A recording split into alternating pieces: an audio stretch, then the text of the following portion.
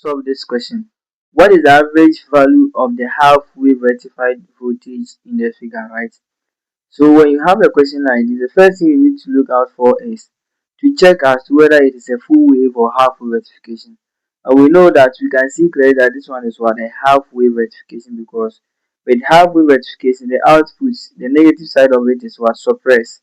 In other words, one side is suppressed, it can be the positive or negative. So you can see that this side was not taken into consideration, right? This one was produced, this was not taken into consideration. So this makes it clear that what, this is actually what, half wave rectification, right?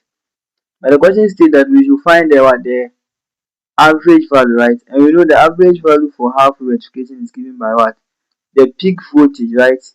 V peak over what, pi, right? That's for half wave.